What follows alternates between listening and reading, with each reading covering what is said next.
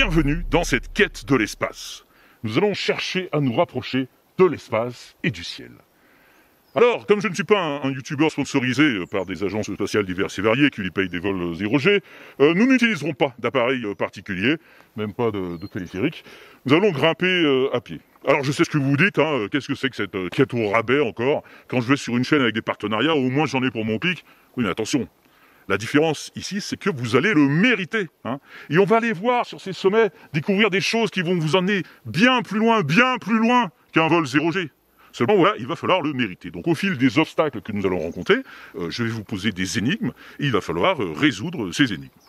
Voilà. Si vous les réussissez, nous verrons de belles choses. Si vous échouez, eh bien, si ça se trouve, on ne verra rien. Et nous redescendrons tout péteux, c'est le jeu. Avec les jambes déliquescentes, ce sont les joies de la descente. Eh bien, en attendant, mettons-nous en route vers les sommets.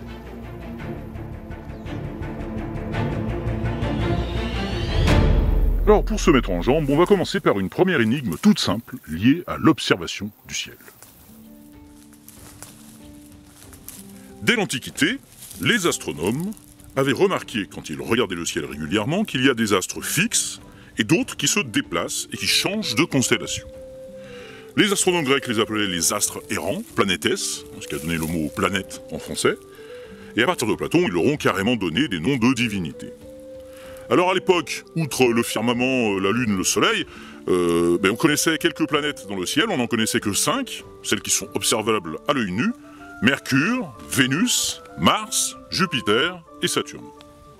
Et bien après, avec l'apparition des lunettes astronomiques, les ancêtres des télescopes, on a appris à mieux connaître ces planètes. Par exemple, en 1610, Galilée a découvert que Jupiter avait des satellites qui lui tournaient autour, et quand il observait Saturne, il lui voyait des oreilles, enfin des appendices bizarres.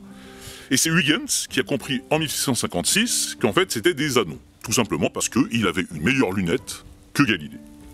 Et c'est à la même époque qu'on comprend, avec les lois de Kepler et la gravitation de Newton, tout le fonctionnement de la mécanique céleste, comment tout s'explique physiquement et la manière dont ces corps célestes s'attirent mutuellement. Et en 1781, William Herschel, un Britannique, s'intéresse à Uranus. Elle est visible à l'œil nu, mais très faiblement, et elle se déplace tellement lentement que personne n'avait vraiment remarqué jusque-là.